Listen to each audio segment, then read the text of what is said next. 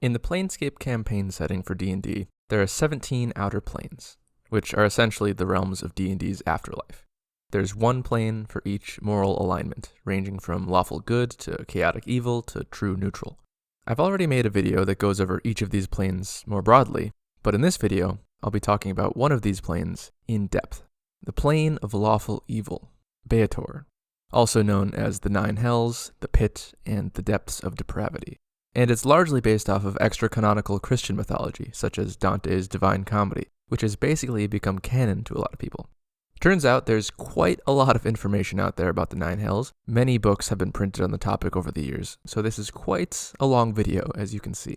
If there's a particular part that interests you, and you can't be bothered to watch the whole thing, I provided plenty of timestamps. Before I go any further, I've got to say something about the pronunciation of this plane. For whatever reason, probably because I've heard it pronounced like this, and also because to me it sounds right, I've always pronounced it Baator. But looking at the D&D wiki, apparently it's supposed to be pronounced Baator, emphasis on the ah. And I'm sorry, but to me that just sounds stupid. So I think I'll use a middle ground pronunciation and call it Baator. If this upsets you, I'm sorry. And strangely enough, Beatezu, I always used to pronounce Batezu, because to me that sounds better, but I'll just pronounce them Beatezu to match up with Baator. But apparently, according to the internet, Batezu is also an equally valid pronunciation. And if I pronounce anything else in a way you don't like in this video, apologies. This type of thing is bound to happen in a hobby that involves a lot of made-up fantasy words that primarily exist in written form. So everybody's got their own ideas of how words should be pronounced, especially in cases where there is no official pronunciation, or when that pronunciation is locked behind a paywall on D&D Beyond, like it is for the 5e Planescape content. Though whether or not 5e Planescape stuff has pronunciation guides like the older 5e content does, I don't know. Or when there's something like 75 Planescape books and maybe there's pronunciation guides scattered throughout a few of them, but you don't know where, so it's hard to find them. Baator is the plane of lawful evil, so I figure I should explain what those terms mean in the context of D&D. In AD&D 2nd edition, which is the edition that Planescape was originally made for, and the edition that I'm primarily getting my information from for this video, evil isn't exactly about killing people and causing misery and harm. It's about selfishness, and the killing and misery are just a means to an end. It's 3rd edition D&D that made evil much more about causing harm and killing. Though even in 2nd edition, evil can certainly also be about enjoying killing and destruction for its own sake, and fiends from the planes of evil are generally the type to fit into this category. But it's still worth keeping in mind that just because a creature is evil doesn't mean that they kill people for fun. It primarily means that they act entirely out of self-interest, with a general disregard for the well-being of other people. Law, in D&D, would be more accurately called order, because it's not necessarily about following specific laws that some government or society has dictated. It's about believing that order and organization are vital. It's about having a code. So a lawful creature could disagree with some specific rule that a society has in place, but they would still believe that there does need to be rules. A lawful creature would generally wish to change such a rule through established lawmaking institutions. They would follow the rules of the society on how to change the rules of society, at least as a general rule. So a lawful evil creature is one that wishes to use the structure of society to benefit themselves. They would be the type to support laws that they benefit from and try to dismantle or find ways to legally work around those that harm them, or maybe illegally if they know they won't get caught. Think of a billionaire who is against progressive tax rates. It may harm society as a whole, but it benefits him personally. And does he commit tax fraud? Of course. But he pays a whole team of lawyers to ensure that he doesn't get caught doing it. When laws don't directly benefit them, lawful evil creatures often obey laws out of a fear of punishment, whereas lawful good creatures obey laws because they believe those laws to be just. Lawful evil creatures seek to move up the hierarchy of power no matter who it harms. They look for loopholes in a contract to screw over the other person while technically keeping their word. These are the types of creatures that are native to Baator. Now it's time for a short lesson on Fiend taxonomy and some history too. Fiends are beings native to the lower planes, and they're all evil in alignment. They're essentially the opposite of celestials, who are good beings native to the upper planes. There are 3 main types of fiends: Beatezu, Tanari, and Yugoloths, also known as devils, demons, and daemons, respectively. I think the motivation for making up the terms Baator, Tanar'ri, and Yugoloth was the Satanic Panic in the 80s. In D&D content from the early 80s, such as the Nine Hells Part 1, published in Dragon Magazine number 75 in 1983, the terms devils, demons, and daemons were used. But then in 1985, BAD, or B-A-D-D, Bothered About Dungeons & Dragons, formed and gained some media influence. BAD was an advocacy group that viewed Dungeons & Dragons as a recruitment tool for satanic cults. Perhaps because of this increasing fear, the creators of D&D made up new names for fiends that wouldn't evoke the same sort of satanic imagery. But nowadays, with the Satanic Panic behind us, you'll come across the terms devil and demon much more than you'll come across Baator and Tanar'ri, though Yugoloths is still more commonplace than daemons, and my guess as to why it would be that the words daemon and demon are just too similar. Tanar'ri are chaotic evil fiends. Yugoloths are neutral evil fiends. And Baator are lawful evil fiends, and are really the only type we need to worry about in this video. I'll talk about the others in other videos. Mostly what you need to know about them as it relates to Baator are that the Tanar'ri are the arch-enemies of the Baator. They've been fighting for untold eons in the Blood War, and the Yugoloths are used as mercenaries by both sides. The Blood War is the endless war between chaotic evil and lawful evil about who gets to dominate the lower planes, and then the entire multiverse. Fortunately for everyone else, the multiverse has so far avoided domination because the Baator and Tanar'ri refuse to put their differences aside, and because they both recruit new troops as fast as they expend them. After all, they've got the entire multiverse of evil souls to feed into their infernal engine of war. The Baator are usually individually less powerful than the Tanar'ri, but they're much better organized. There are far more Tanar'ri than there are Baator, as Baator has 9 infinite layers, where the Abyss has an infinite number of infinite layers. So the Baator rely on their superior battle tactics to even the playing field. But that's enough about Tanar'ri. So there are 3 main types of fiends. There are also 3 main types of Baator. There's the greater Baator, the lesser Baator, and the least Baator. There's also a 4th type that's so low beneath the others that they hardly even count, and those are the lemures and larvae. They're the petitioners of Baator, or what you start as when you die and your evil deeds sentence you to an eternity in the 9 hells. Larvae are even lower than lemures, and they're what you turn into if you're an asshole in life but not evil enough to be a lemure. In addition to destroying the Tanar'ri, the goal of every Baator, except for maybe the Aranis because they have a pretty cushy job, is to work up the ranks as high as they possibly can, up to and including overthrowing Asmodeus himself, if such a thing is even possible. As a Baator moves up the ranks, not only do they gain more authority and socio-political power, they also gain more power in the literal sense, and they even change form. Typically, such promotions are earned through proving one's intelligence, cunning, and usefulness to one's superiors, which usually includes participating in the Blood War. The lemures and larvae are, of course, the lowliest of devils. The least devils are Nuparibo and Spinagons, with the Spinagons being a significant jump up from the lemures, larvae, and Nuparibo. And by the way, Nuparibo are another type of petitioner. Just like the larvae, you might end up as a Nuparibo if you were evil but not that evil. While the Nuparibos have a slightly higher status than lemures, they never get promoted. So if they wish to be promoted, they must first be demoted to lemures. The lesser devils are Abishai, Barbazu, Kokrikans, Aranis, Asaluths, and Hamatulas, roughly in that order, though there are several ranks of Abishai that intersperse that order. And the greater devils are Kornugans, Amnesu, Gelugans, and Pit Fiends, roughly in that order. There are many more types of devils than this, such as Chitons, but these are the main ones listed in the Planescape Monstrous Compendium. After that, there are the Pit Fiends who are members of the Dark Eight. They're for the most part the same as other Pit Fiends in terms of literal power, but inhabit a far higher place on the Baator hierarchy.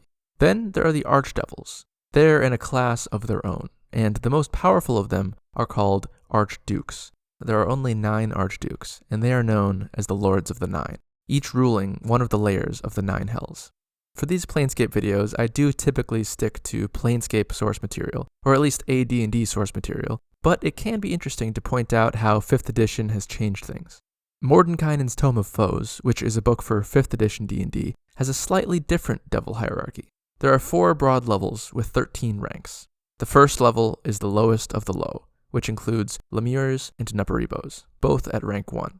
Then there's the Lesser Devils, which includes 6 ranks: Imps, Spined Devils, Beard Devils and Marigons, Barbed Devils, Chain Devils, and Bone Devils. Next is the Greater Devils, which has 4 tiers: Horned Devils and Orthons, Erinyes, Ice Devils and Narzugons, and Amnesu and Pit Fiends. Above them are the Archdevils, the last 2 ranks, Dukes and Duchesses, and the Lords of the Nine. More about them later. Baator is possibly the worst place in the entire multiverse. It's a plane of schemes, plots, intrigue, torment, and cruelty. Each of its 9 layers is inhospitable in its own special way, filled with evil creatures who want to kill you, and are quite capable of doing so.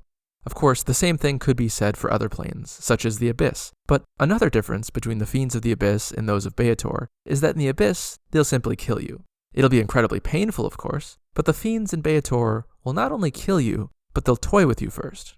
While the demons of the Abyss are evil, the devils of Baator are evil and intelligent. They'll mess with your head, prolong your torment, trick you into signing yourself into servitude, and then kill you.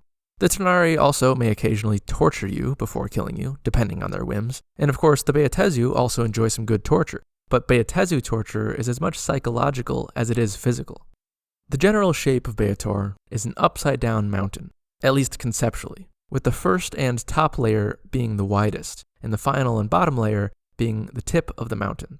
It's said that the deeper into the 9 hells you go, the better view you get of the whole plane. However, this is one of the many places in Planescape where there seems to be conflicting or contradictory information, and DM interpretation is required. For one thing, every layer is infinite in size, so how exactly is Avernus the largest layer? For another thing, how exactly would you see the higher layers while being on a lower one? If they're floating in the sky above you, like so much of the artwork depicts, you'd just be able to see the bottom of the next highest layer, not all the layers above you. If the layers are infinite, the layer above you would take up the entire sky for as far as the eye can see. Plus, there is another problem with the idea of the higher layers floating in the sky above you that I'll mention when I talk about Minauros. I suppose the answer, though, is that things aren't supposed to make sense in Planescape. But I'll give you my take.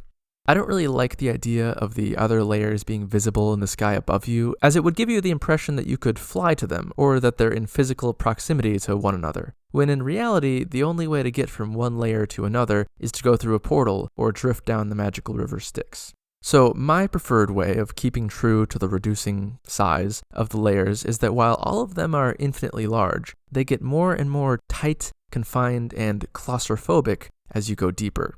Avernus offers open expanses, whereas in Nessus, you can't help but feel that everything is pressing in on you.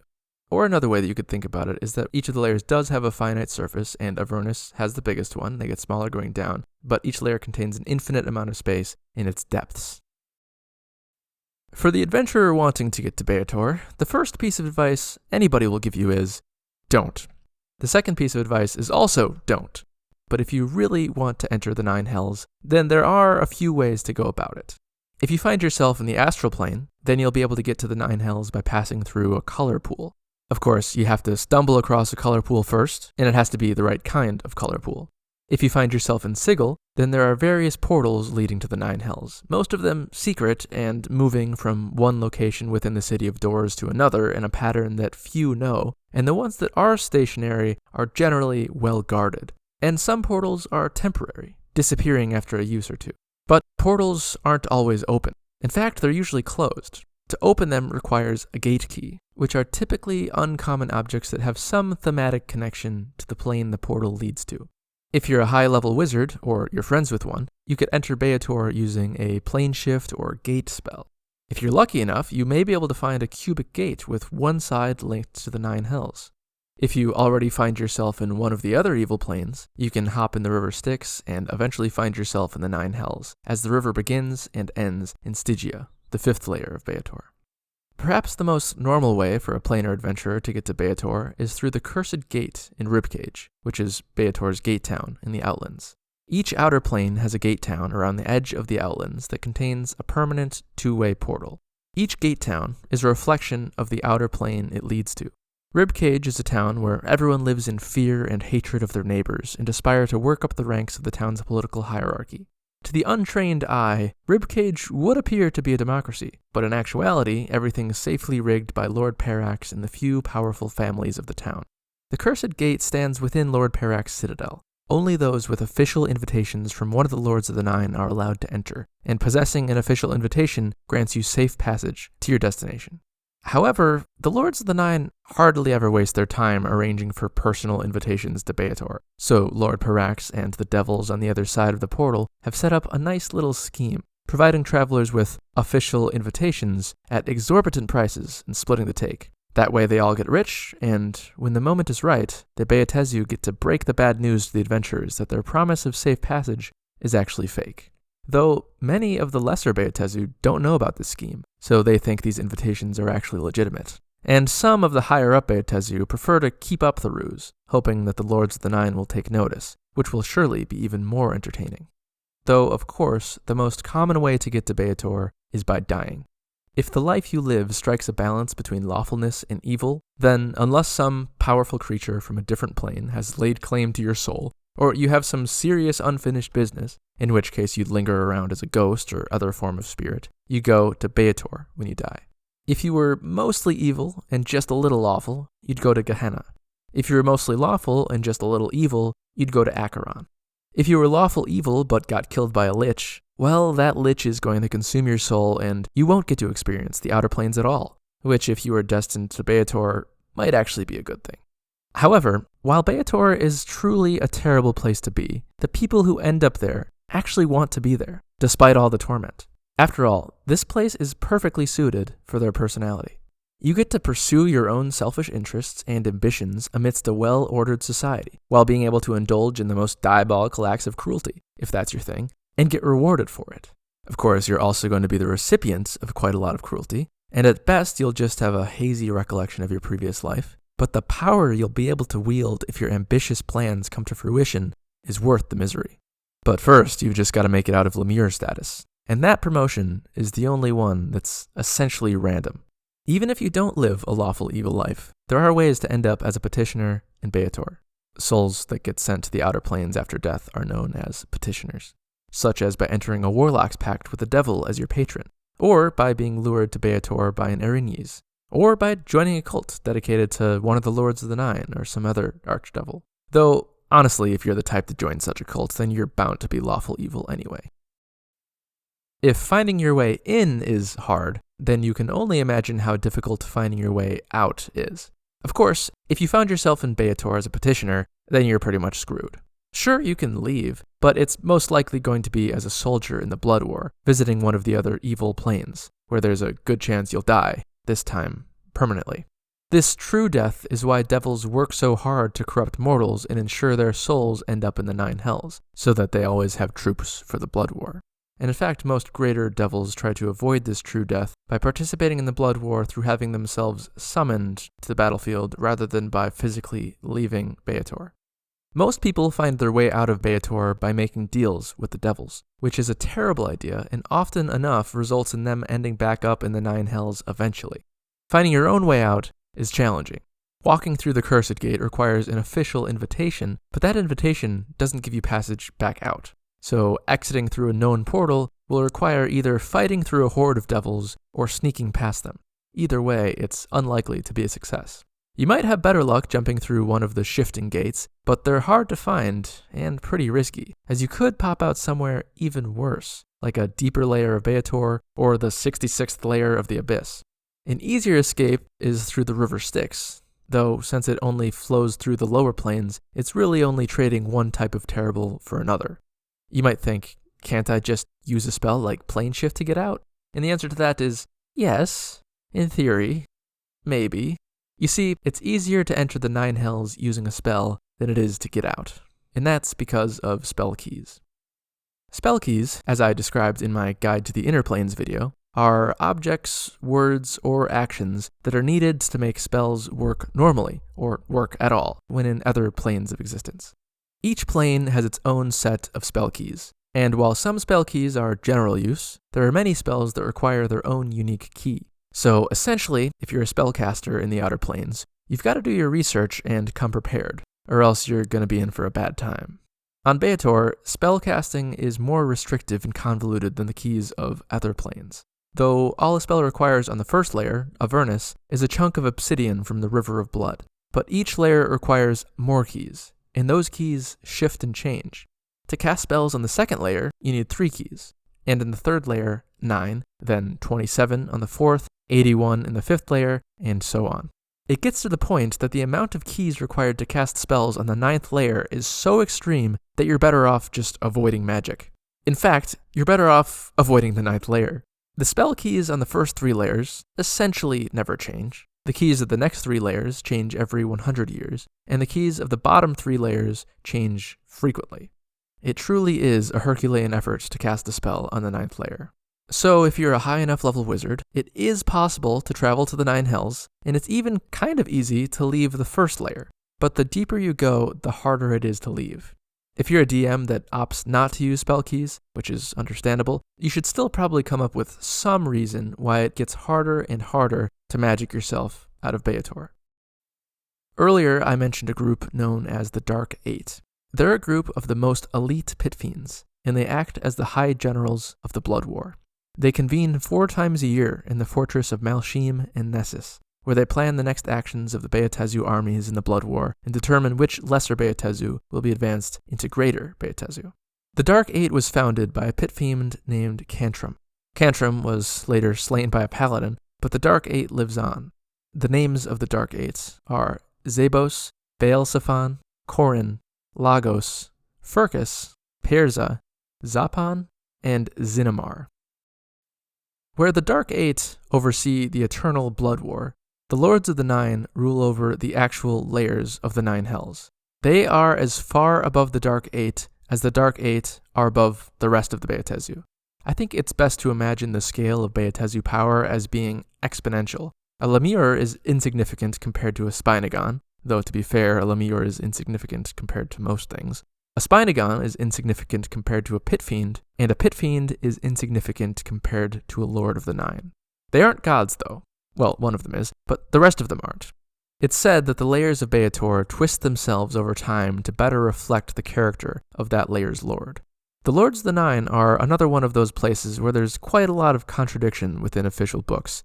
The Planes of Law book only provides 3 names, saying the others are all shrouded in mystery.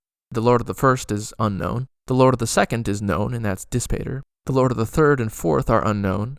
The Lord of the Fifth is Levistus. The Sixth and Seventh are also unknown. The Eighth is Molocroth, and the Lord of the Ninth is unknown, as is most information about his lair. That book was published in 1995. Dragon Magazine number 223, also published in 1995, provides the names of the rest of the lords, and a bit of descriptive information. The lords, at least from that source, are Bel, Dispater, Minauros, Fiorana, Levistus, Malagard, Triel, Molocroth, and the unnamed Dark Lord of Nessus. I'm not a huge fan of this list because the Planes of Law states that the Lord of the First delegated much of his power to the pit fiend General Bel, but then they decide that actually Bel is the Lord of the First. In older D&D products, the Lord of Avernus was Tiamat, which, to be fair, I don't think I like any better. I also don't really like Minauros being the Lord of Minauros, which also has the main city of Minauros. The Guide to Hell was published in 1999, which technically is just an AD&D book rather than a Planescape book, but it expands on the Lords of the Nine even more, and gives Minauros a less redundant name, Mammon, which was actually the name he used to have in pre-Planescape D&D. In this book, Bel is still the Lord of the First, then there's Dispater, the Lord of the Second, then Mammon/Minauros, he goes by either name, then Fiorana is still the Lord of the Fourth, but now she's got a co-ruler, Belial, then there's Levistus, Malagard, Triel's also got another name, Baalzebul, and Molocroth has a second name too, Mephistopheles. And this book finally gives a name to the Lord of the Ninth, Asmodeus, which actually isn't new, and neither are the other names, as they're the names of the Lords of the Nine in earlier works, such as the Manual of the Planes, which came out in 1987, and Dragon Magazine number 75, which came out in 1983. And of course, these names, like Mephistopheles, Asmodeus, Belial, and Baalzebul, which is quite similar to Beelzebub, are all names of Satan, or various demons that sometimes are equivalent to Satan and sometimes not, from Jewish and or Christian myth. The Guide to Hell also lists 3 former Lords of the Nine who lost their positions in an event known as the Reckoning of Hell. Moloch, who was replaced by Malagard, Zariel, who was replaced by Bel, and Geryon, who was replaced by Levistus. 5th edition D&D also has different Lords of the Nine. Zariel's back as the Lord of the First, except according to 5e lore, she supplanted Bel rather than the other way around. Dispater is the same as ever, then Mammon is the third. The Lords of the Fourth are still co-rulers, but they altered Fiorana's name to Fierna. Levistus is 5th, and he still replaced Geryon in the lore. Malagard doesn't appear to exist in 5e and has been replaced by Glazia, who is Asmodeus' daughter. Glazia existed in older lore, just as leader of the Erinyes rather than a Lord of the Nine. Moloch is still the old Lord of the Sixth in 5e lore, still trying to get his old position back, and Beelzebul, Mephistopheles, and Asmodeus remain the same, at least in name. I'll talk a bit more about each of the lords when I talk about the layers themselves, but there is one lord who deserves special attention. Earlier I said that there are only 9 archdukes, or Lords of the Nine. Well, of course that's true if you just go off of the Lords of the Nine article in Dragon Magazine number 223. But you might think, with what I said about the co-rulers Fiorana and Belial, that there'd have to be 10 archdukes. But actually, while there are 10 Lords of the Nine, the Lord of the Ninth is far more than an archduke. Asmodeus, alternatively pronounced Asmodeus, is content for people to think he's an archduke. But in reality, he's a god. And in fact, one of the oldest and most powerful gods in existence. The ancient story goes that in the very beginning of time, from the primordial chaos, formed 2 great cosmic serpents of law, one of good and one of evil. Their names were Jezerion and Ahriman. They formed an Ouroboros and worked together to order the universe. The ring they formed demarcated the plane now known as the Outlands, and the other outer planes formed around it and became known as the Great Ring. This established the unity of rings, which is one of the 3 fundamental laws of Planescape. Since together they stood for the 3 forces of law, good, and evil, they established the rule of threes. Both serpents agreed that there ought to be a 3rd law in order to complete the rule of threes, and figured that rule should be a definition for the center of the universe. Jezerion, being lawful good, thought it should be Mount Celestia. Ahriman, being lawful evil, thought it should be Baator. They couldn't come to an agreement, both pulling in their preferred directions, until they ripped each other apart. Jezerion flew off to the 7 heavens, while Ahriman fell to the deepest pit of the 9 hells. Since they could not decide on a center of the universe, the law became that there is no center. The twin serpents originally envisioned the planes to have finite borders, but with law no longer being unified, the planes were free to stretch on into infinity. And because of their schism, chaos was allowed to remain an essential part of the universe. The story goes that as these 2 serpents fell, the blood of Jezerion spilled onto the 7 heavens, and the blood of Ahriman into the 9 hells, out of which formed the Coatl and the Beatezu, respectively. This catastrophic event weakened these primordial gods, and they've been recovering their power ever since. Ahriman, to hide his true identity, changed his name to Asmodeus, and he's been slowly working on his master plan to reclaim his former power to reshape the universe, according to his tastes. What exactly is this master plan? Well, it's believed by virtually everyone in the Outer Planes that belief is required to be reborn in the afterlife. It's thought that those who don't believe in an afterlife at all will simply cease to exist after death. But this isn't true. Non-believers are actually sent straight to the 9th layer of hell to be consumed by Asmodeus. And so his plan is not to tempt mortals into evil or bind them into contracts like the devils do, but rather to spread unbelief, to delegitimize the gods, and to bide his time while maintaining the blood war as a smokescreen to keep his real plans from getting out as he gains in power. If that sounds too much like the Christian conception of Satan and his supposed schemes to turn people away from God, I might agree with you. There are certainly times in the Planescape setting where maybe a bit too much inspiration from real-world mythology is taken. However, it is at least different from how it works in Dante's Divine Comedy. In that, there are also 9 layers of hell, each one for a different type of sin. There's limbo, lust, gluttony, greed, wrath, heresy, violence, fraud, and treachery. Limbo is where you go if you were a good person but didn't accept Christ or weren't baptized. Although there's also heresy, and you'd go there if you deny there is a God or believe there is no such thing as a soul, or that the soul dies with the body. So it's not entirely clear which layer a non-believer goes to. It's implied that virtuous non-Christians go to limbo, which would mean that non-virtuous non-Christians go to the 6th layer. But it could also be that you go to the 1st layer if you were well-intentioned but believed in the wrong god, or were unsure or never gave it any thought, rather than if you expressly denied any god or afterlife. In any case, non-believers don't go to the very worst layer of hell in Dante's Divine Comedy like they do in D&D. So in D&D it's actually a bit worse. But in D&D, the prime material plane is a place of magic, including necromancy and planar travel, which certainly make it much less likely that any given person is going to not believe in an afterlife. Now on to the layers themselves. The first layer of the 9 hells is called Avernus. It's an expansive, barren wasteland of rocks, with the occasional mountain here and there underneath a crimson sky. The sky is always blood red, and so there's really no such thing as day and night here. And while the color of the sky may change in each layer, it's generally the case that there's no distinguishing between day and night in any of the layers of the 9 hells. The screams of petitioners fill the air. Fireballs often appear or pop up from the ground, weaving around before exploding. The river Styx runs throughout this layer, as it does through many places in the lower planes. There's another prominent river here too, the River of Blood, which is literally blood. It winds down from the Lake of Blood in the Stigmaris Mountains, through the plains and gulches, until it eventually drains into the Styx. A main road, aptly named Great Avernus Road, stretches throughout the layer.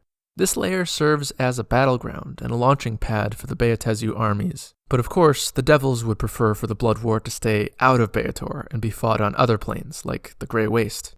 Bel and his armies scour the plain in search of invaders, hoping to gain honors from the Lord of the First, at least according to the Planes of Law book. So you can really tell that when they wrote that, they were not planning on having Bel be the Lord of the First. But depending on whatever version you prefer, then either Tiamat, Zariel, or Bel himself is the Lord of the First.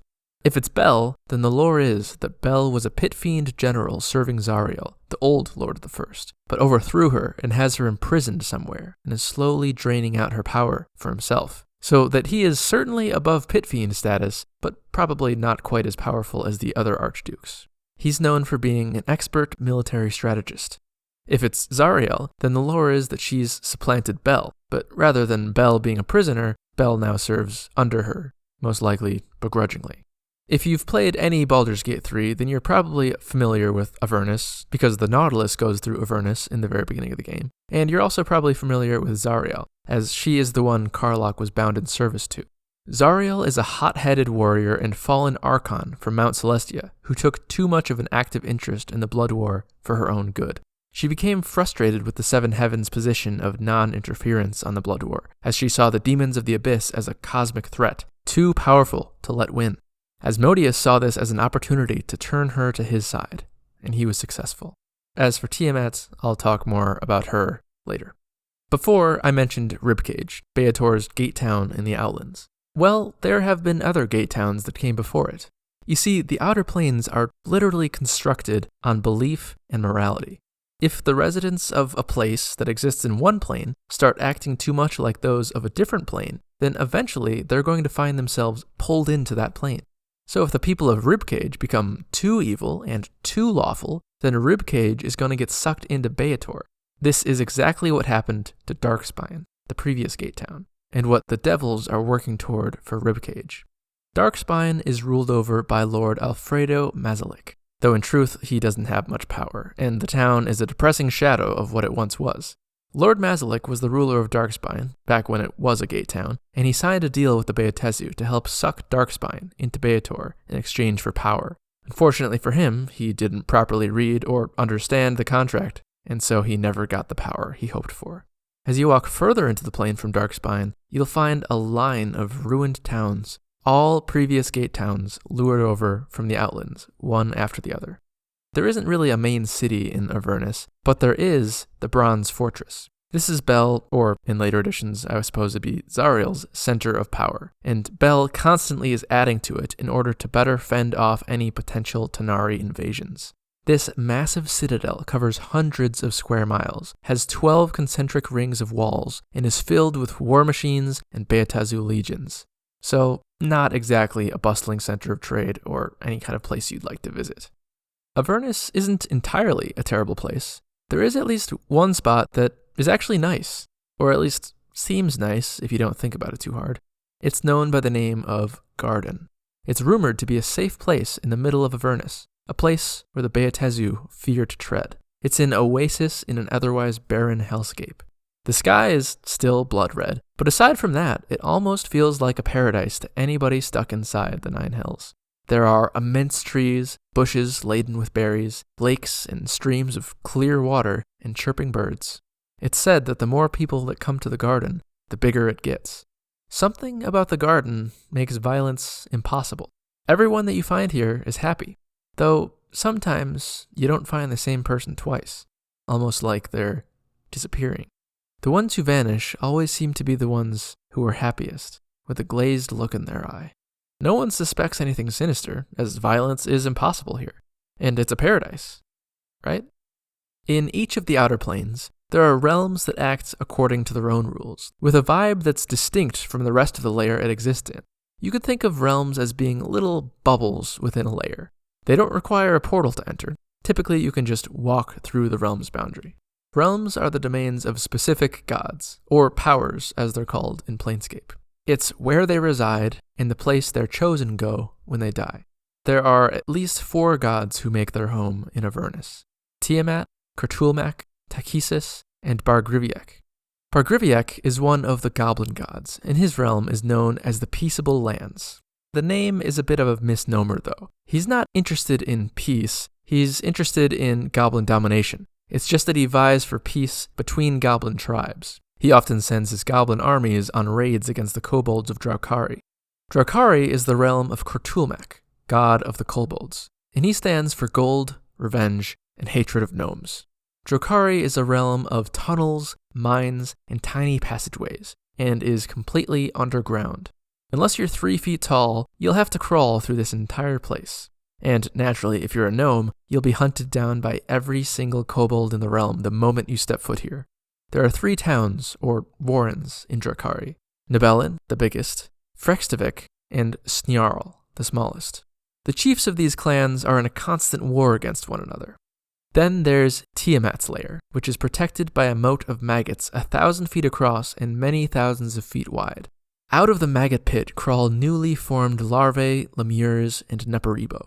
The maggot pit isn't the only place where Baator's petitioners spawn, but it may be the most well-known, alongside the River Styx itself. Tiamat is the 5-headed god of evil dragons. She keeps her lair in a great mountain within Avernus. It's a sprawling cave complex guarded by her children. The floors are covered in gold and other treasures. Her lair guards the only gate from Avernus to Dis, the second layer of the Nine Hells. Tachesis is the main god of evil in the Dragonlance setting, and her realm is called Abthalam, or the Nether Reaches. Like Tiamat, Tachesis is a 5-headed dragon, and depending on what edition of D&D you read, they're actually the same entity. Any visit to Avernus wouldn't be complete without seeing the Pillar of Skulls.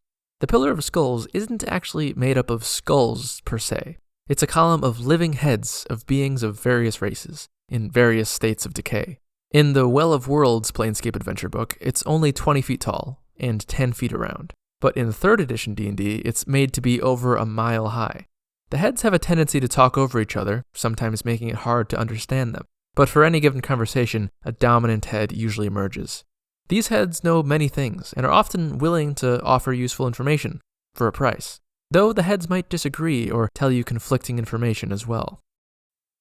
Dis is the second layer.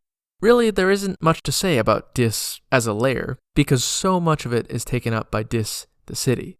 Dis the layer may be infinite, but so too is Dis the city. Exiting the gates in Tiamat's lair will set you in the mountains that ring the entire layer of Dis, and you'll see the city off in the distance.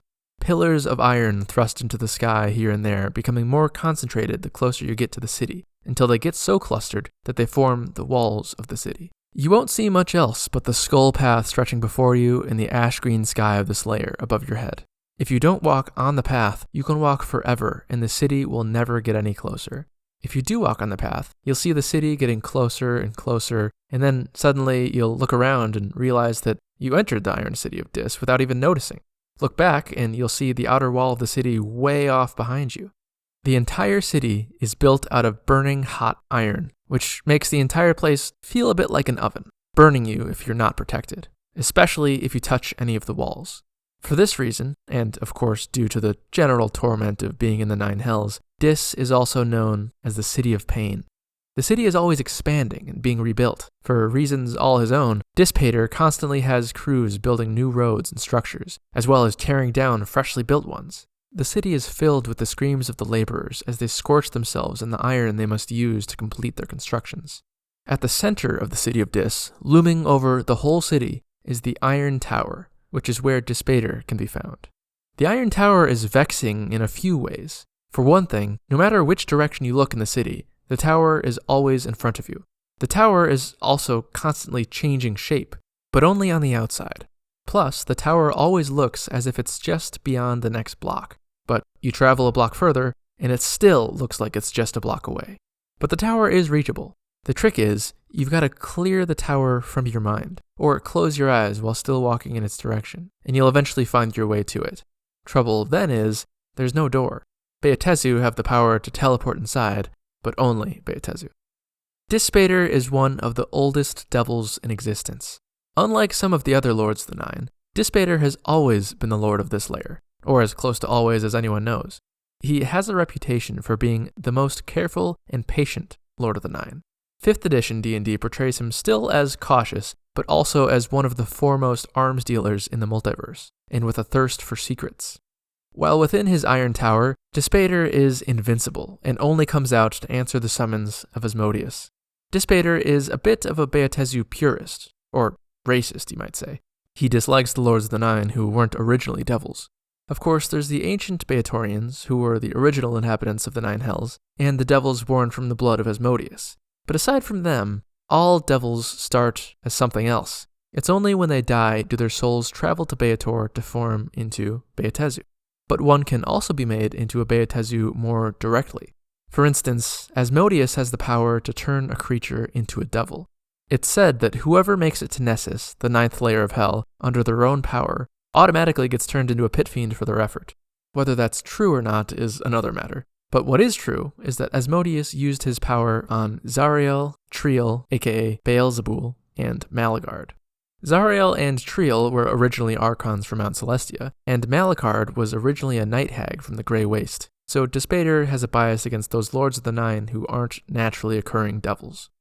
The Iron City of Dis isn't described like this in the Planescape books, but I like to imagine it as a nightmare of bureaucracy, where securing an audience with Dispater requires navigating through a hellish maze of paperwork, meetings, procedures, and attention to detail, where writing your signature slightly differently than before will result in the Baator desk clerk invalidating your identity and sending you back to the beginning of the process, where the whole city operates on an ever-growing list of intricate and tedious laws that the Baator keep on inventing in order to make life more difficult for their inferiors, and to ensure that only the most intelligent and meticulous of Baator succeed.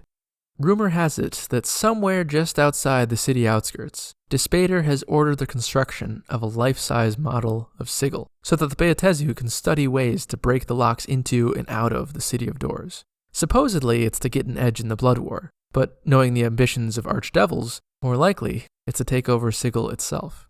There is at least one god who maintains a realm on the layer of Dis, and that's Druaga. He's the god of devil summoning in the Babylonian pantheon, and his realm is the retreat of the fallen. The third layer, Minauros, or perhaps it's pronounced Minauros, is a giant stinking bog. The sky is a leaden gray, eternally overcast. It's almost always precipitating in some foul way here. Usually it goes in cycles.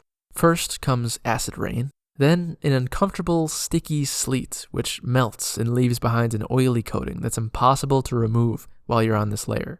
And finally, after that, comes a razor-sharp hail, sharp enough to flay skin from bone.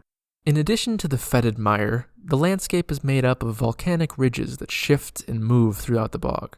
This layer, much like Dis, hosts a city of unimaginable size. And also like Dis, this city shares the same name as the layer. The city of Minauros, covered in thick vines and muck, is slowly sinking into the bog. From a mortal perspective, it's nothing to worry about, as it may take a few more eons to become fully submerged. But the Baator, who live forever, unless something kills them, consider it to be a serious problem. Their solution is to send petitioners out into the muck to bring back stones from those volcanic ridges. So the city is being built up on top of itself about as fast as it's sinking, meaning that there's a giant complex of ruins and catacombs beneath the city, and that the petitioners have to roam farther and farther from the city to collect stones as they exhaust the nearby supply. A favorite method of torture in this layer is to chain petitioners to stone pillars just outside the city, where they slowly sink into the ground. The city of Minauros is in such a sorry state because the Lord of the Third, Mammon, doesn't really care for this layer very much. He plots for power and what he might gain in the future. In 5th edition, Mammon only cares for wealth, and it's said he's the wealthiest creature in all of the planes. He invests as little as is needed into Minauros in order to keep it functioning. There are a few other places of note in the layer of Minauros, such as Aea, the realm of Hecate, goddess of magic in the Greek pantheon. This is actually Hecate's secondary realm. Her primary one is in the Grey Waste, but they both have the same name, so perhaps they're connected. There's also said to be a city, or a hive, of insectoid creatures somewhere on Minauros, and deep in the bog there are underwater realms where giant shadow creatures roam. But the most well-known place in Minauros that isn't the giant city itself is Jangling Hyder, the city of chains. The entire place is built from chain strands dangling from the infinite sky above. Remember when I said that the layers can't be floating above each other like how they're depicted here? Well, this is one reason why. The chains are said to stretch into the sky forever, which they couldn't do if Dis could be seen floating overhead. Unlike the city of Minauros, the structures here don't offer much protection from the ever-present rain, hail, and sleet. The chains are coated with slime, and many are covered in barbs and razors, making climbing them quite difficult. But if you do manage to climb the chains, you can climb up and up forever, but you'll never get higher than 50 feet off the ground. The city is run by Chitons, also known as chain devils, and while there isn't much trade here, Jangling Hyder does produce the best chains in existence. Phlegethos is the layer that best exhibits that stereotypical image of hell. It's a brutal land of hellfire, complete with volcanoes and rivers of fire. It's quite similar to being on the elemental plane of fire, only this place is more evil. The flames that erupt here actually seek out victims, curving toward anyone who isn't authorized by the Beatezu to be here. There's just one city on this layer, known as Abrimach. It's surrounded by a lake of lava inside a colossal volcano, and not a dormant volcano either. The walls of the city are barely cooled magma, obsidian, and crystal that, if viewed from above, look rather like the corpse of a long-dead god. The city is ruled over by the pit fiend Gazra, who polices the place with an army of 5,000 Hamatulas. They patrol the streets looking for intruders, and unlike many other Beatezu, they don't make deals or negotiate. This is because Gazra has a history of pretending to be an intruder only to severely punish the Beatezu who showed even the slightest interest in making a deal. In 5th edition, Abrimach is described as a city of wanton pleasure, filled with taverns, brothels, theaters, casinos, and I'm sure plenty of other forms of entertainment too horrible to mention. 5th edition also describes Phlegethos as being the center of the Nine Hells judicial system, where disputes over contracts and criminal charges are overseen and resolved by Belial. The Lords of the Fourth are Fiorana and Belial. In the Guide to Hell, Fiorana is Belial's daughter. From the outside, it looks as though Fiorana is simply Belial's mouthpiece, spending her time bathing in the magma pools while her pit fiend General Gazra performs her duties. But this is a lie perpetuated by Fiorana, as she finds it useful for people to underestimate her. She also has a reputation for being volatile and bloodthirsty. Belial, on the other hand, is more cool-headed. He prefers to act from the shadows. In 5th edition, Belial and Fierna, as she's named, aren't exactly father and daughter. They're both partners and rivals, hating and admiring each other in equal proportion. Belial is the master of wits, and Fierna is the master of speech and emotional manipulation. In older D&D lore, Hecate had her realm here rather than on Minauros, but there is one god that has her realm here, and that's Inanna of the Sumerian pantheon. She's the goddess of war and love, and her realm is called the Jealous Heart. It's a great field covered with crimson dust, crisscrossed by rivers of blood. Everyone who enters succumbs to a passion for love or violence within a day, and that passion switches the next day. The city in this realm is called Eridon, where the lovers reside. But of course, when the sun sets, the lovers become fighters, cutting their way out of the city, while yesterday's fighters, now the lovers, make their way in. The fifth layer is called Stygia. It's almost entirely a great frozen sea with giant icebergs, drifting ice flows, and a powerful and constant lightning in the sky.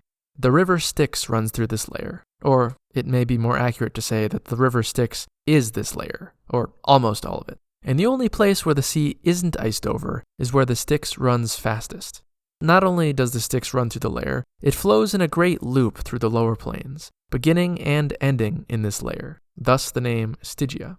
Wherever you find the Styx, you generally want to avoid touching the water, but you especially want to avoid touching it here, as the Styx is most potent in this layer.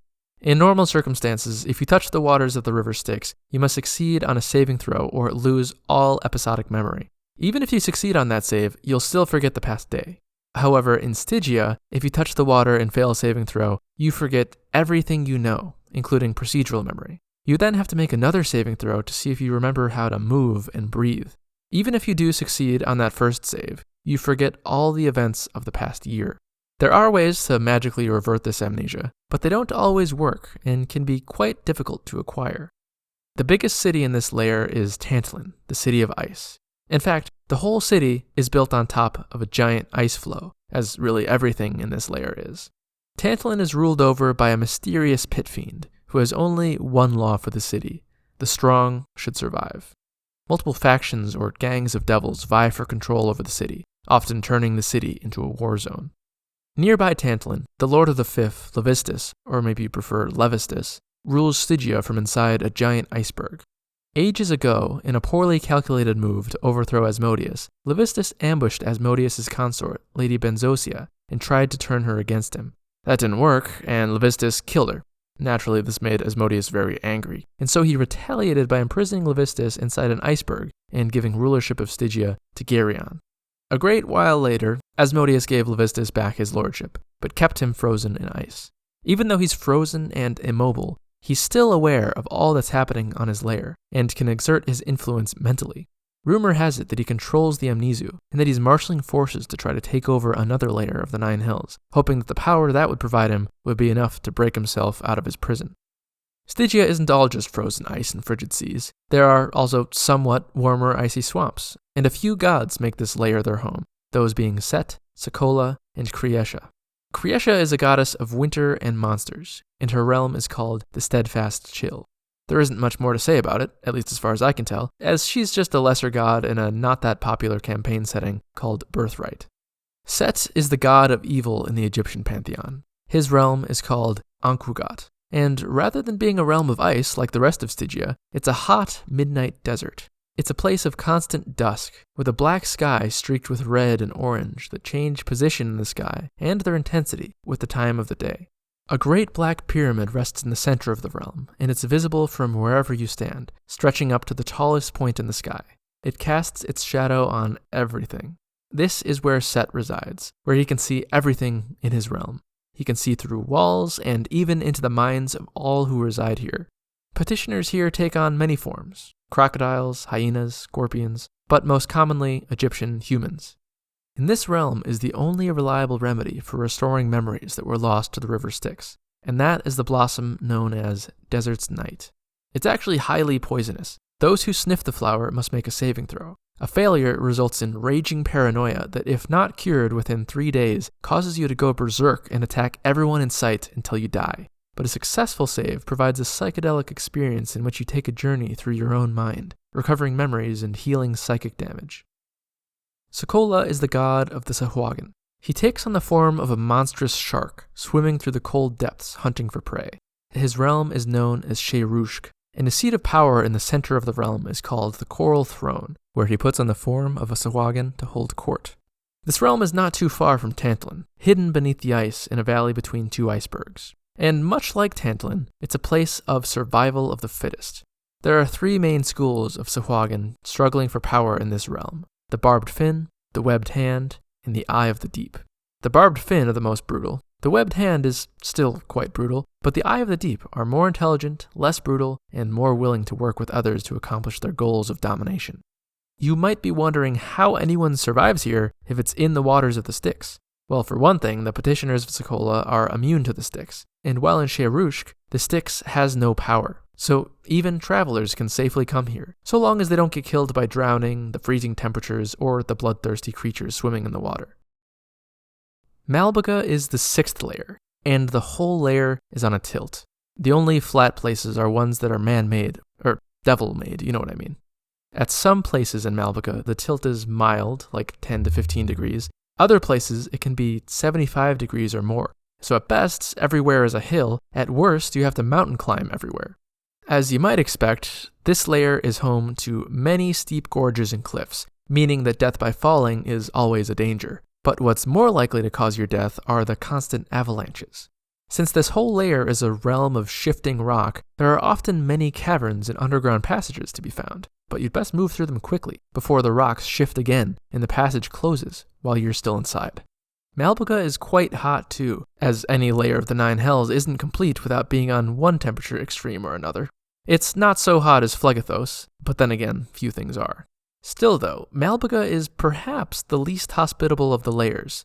The landscape of this layer makes building something as large and sprawling as a city impossible. Instead, there are fortresses clinging to the slopes scattered throughout this layer. Though sometimes the shifting stones open up passageways deep into the layer, where some say there exist underground cities and ancient monsters older than the Beatezu, which could very well be some of the last remaining ancient Baatorians.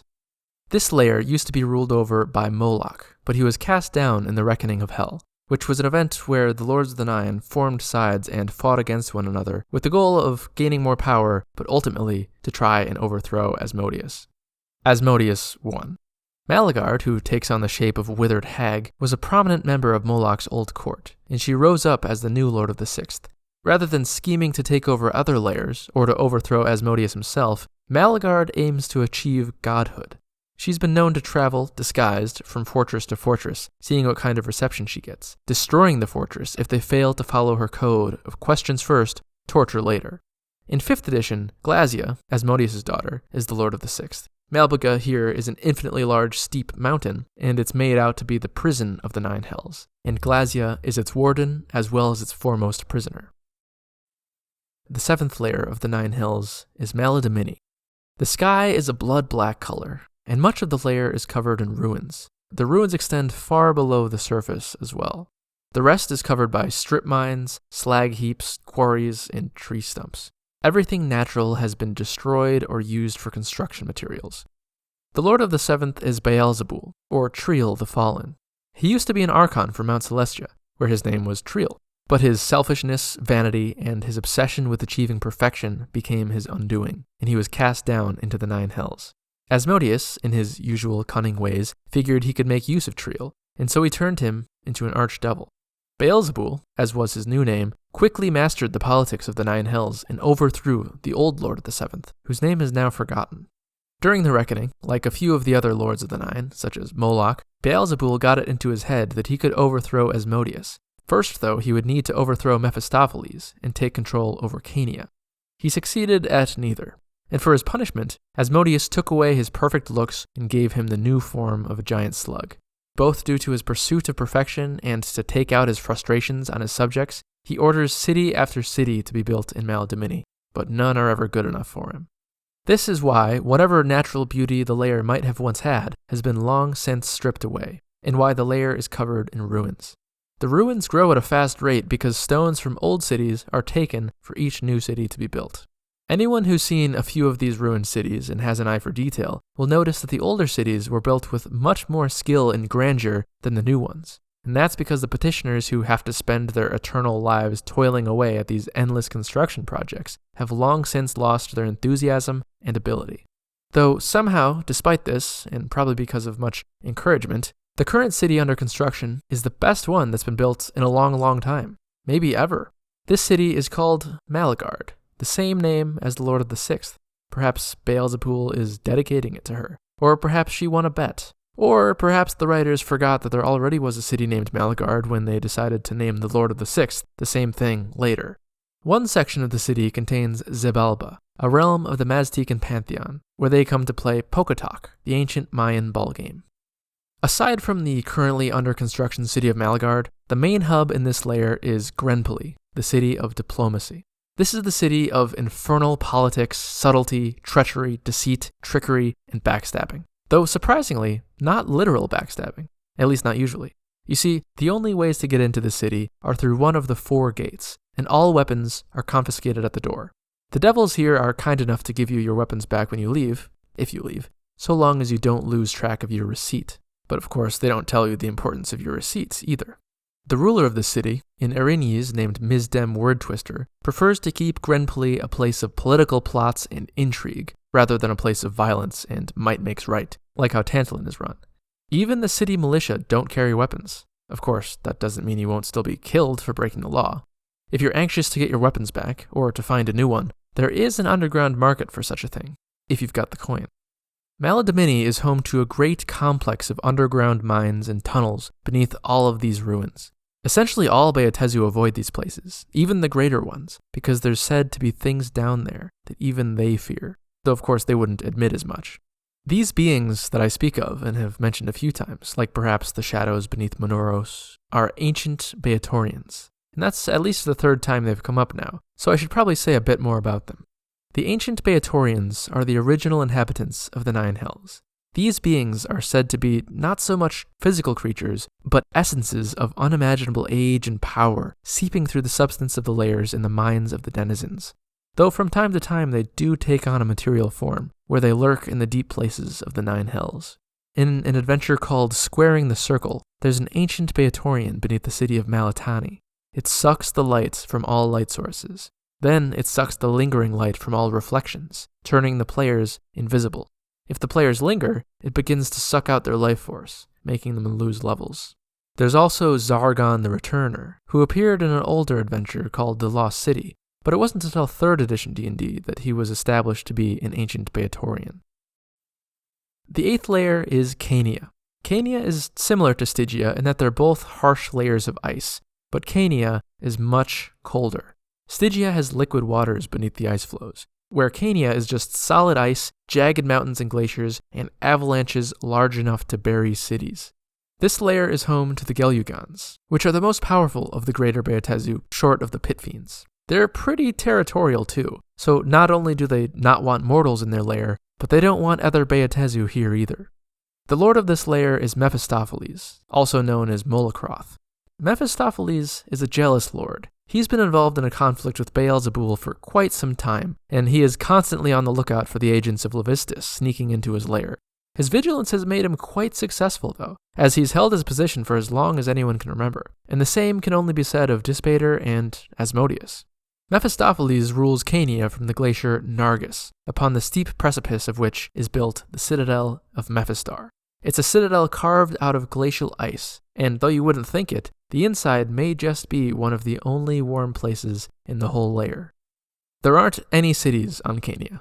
Well, there is one, or the remains of one. The ice in this layer is deep, unfathomably so. There are shapes frozen in the glaciers, such as archons battling spined creatures of unknown origin. But there is also at least one frozen city, buried beneath thousands of tons of ice. Its name is Kintyre, and hardly anything is known about it, though those who have seen it report that the architecture is unlike anything in the multiverse. Cania is such a desolate place that it isn't home to any gods, and neither is Nessus for that matter, except, of course, for Asmodeus himself. There is only one way to get to Nessus from Cania, and it's quite a task. First, you have to climb to the bottom of a deep glacial pit. Standing guard at the bottom of this pit is an army of 9,999 Gelugans. Past them, if you can manage it, is an icy lake 1,001 fathoms deep, which is about a mile. At the very bottom of this lake is a portal that leads directly to Malsheem, the fortress of Nessus. Alternatively, you could take the river Styx from the secret rivulet that flows from Stygia to Nessus, though naturally that's guarded by pit fiends, Gelugans, and Kornigans on the other side. So really, your best bet to get to Nessus, if you're that crazy, is to either be personally invited or to walk into a portal in Sigil with an unknown destination and find out it's the very bottom of the 9 Hells. Either way, you're probably not going to come back. Nessus is the 9th and most dangerous layer of Hell. It's a layer of crisscrossing rifts and trenches, some of them only a few feet deep, others hundreds or even thousands of miles down. Though it's not really the trenches that make this place dangerous, although, of course, they are dangerous. It's the fact that it's populated by nothing but extremely powerful devils who have orders to kill all trespassers on sight, or, I guess, deliver them to Asmodeus to be promoted into pit fiends, if that rumor is to be believed. At the bottom of the deepest pit in Nessus is Malbolge, the citadel of Baator. This is the largest structure in all of the Outer Planes, hundreds of miles in every direction. This is where Asmodeus resides, and it's where the Dark Eight meet to plan the Blood War. Malbolge is so vast as to be unmappable, and it's said that no one has ever entered this place willfully. I'm assuming that's not counting pit fiends and archdevils. According to another source, Malbolge is not at the bottom of the deepest pit, just a very deep one. Instead, the deepest pit is known as the Serpent's Coil, and it was formed by the falling body of Ahriman, or Asmodeus, during the creation of the Great Ring. To actually rule over the Nine Hells, he uses an avatar, but his true serpent form still lays there, bleeding. New devils are still slowly being formed from these pools of blood, taking the shape of brand new pit fiends and Kornigans. Alternatively, you could have it both ways and say that Malbolge is at the bottom of the Serpent's Coil, and Asmodeus' body is underneath Malbolge. And to be clear, the existence of Asmodeus' true body, Ahriman, is not even known to the Baatezu. They probably believe that his avatar is his true form, or that they don't know his true form and it's a secret. Being the absolute bottom of the Nine Hells, and seeing as how all who enter here are immediately killed unless they have an invitation, which, needless to say, is quite rare, at least to those who aren't high-ups in the hierarchy of Baator, not much else is known about this lair.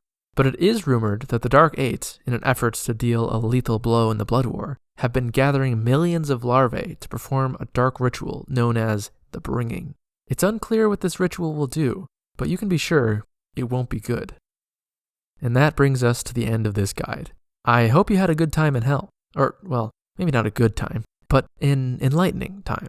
There's certainly more I could have said about Baator, as is always the case with these videos, especially if I would have talked more about things that they've added or retconned in later editions of D&D. But I figure this video is long enough.